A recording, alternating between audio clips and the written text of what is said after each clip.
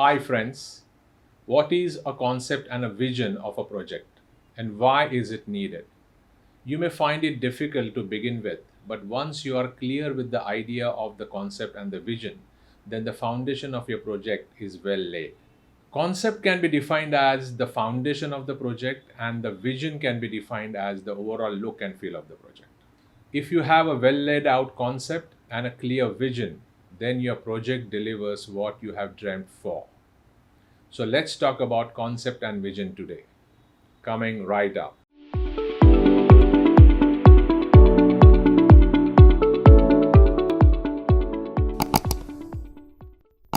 Hey, I'm architect Nilesh Sawant, having an experience in the field of architecture and interior designing for last 25 years.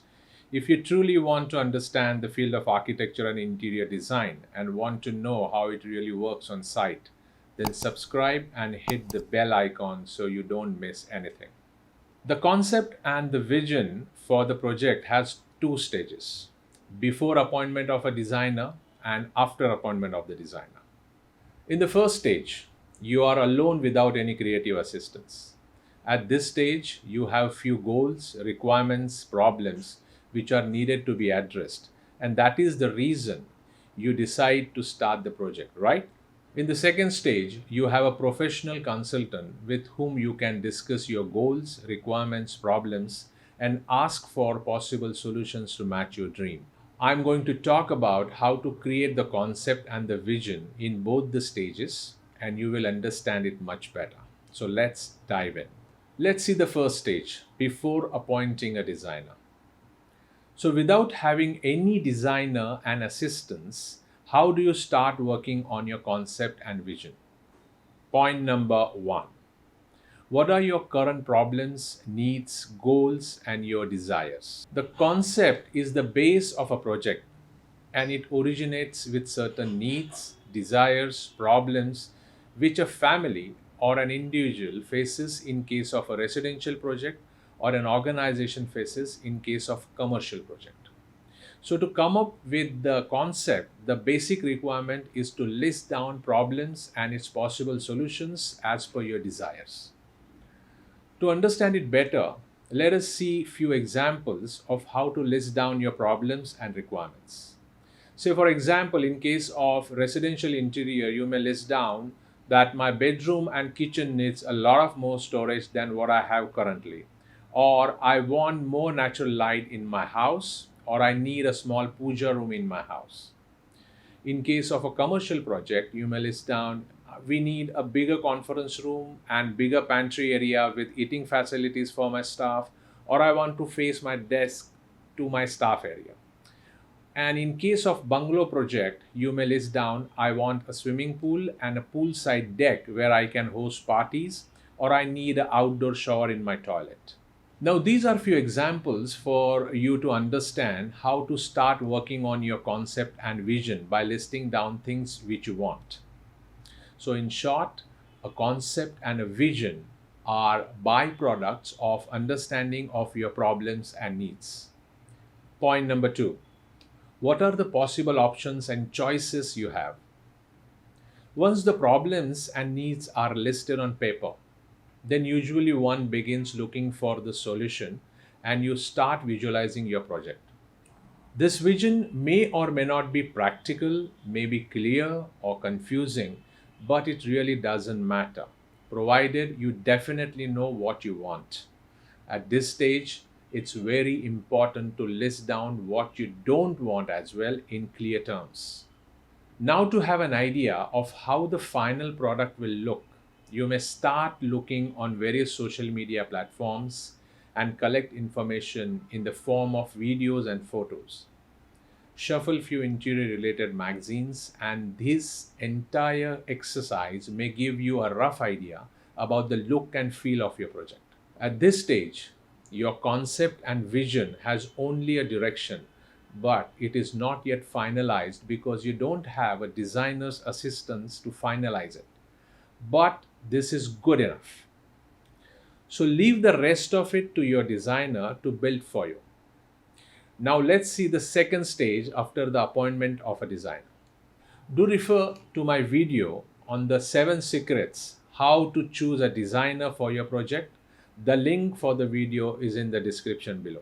Let's see what do you need to do once you appoint your designer so that you can have a right concept and a vision for your project. Point number 1, convey your thoughts clearly to your designer. The most important thing you need to do is to convey whatever you have selected as your concept to the designer.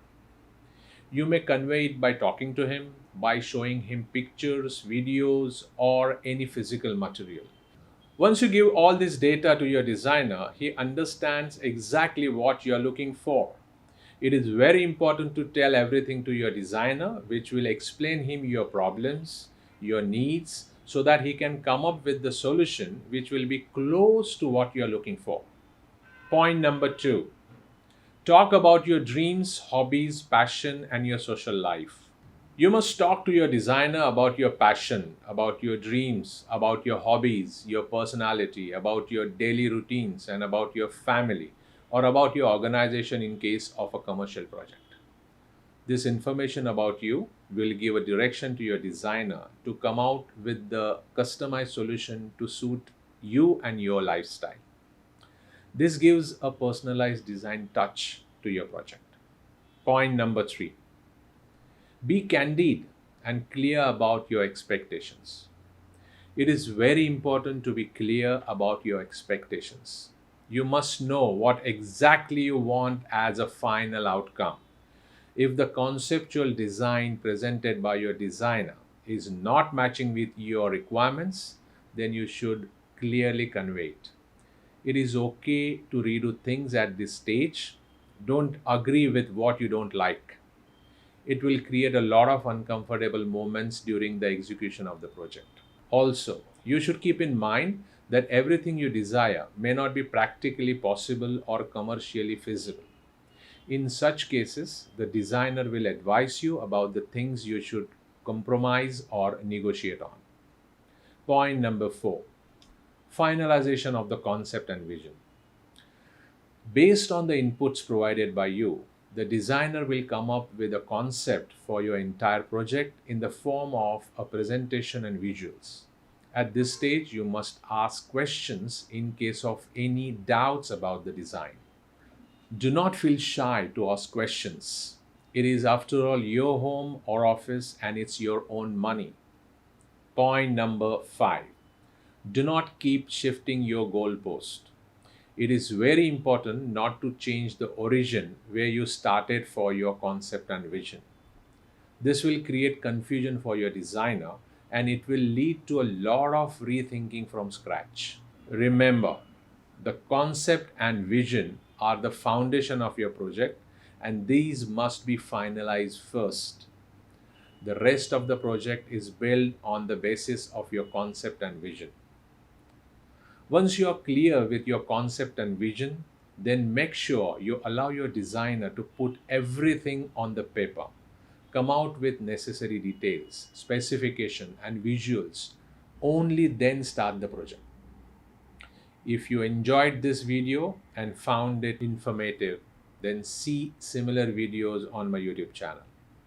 Thank you so much for watching, and I will see you in my next video. Happy designing.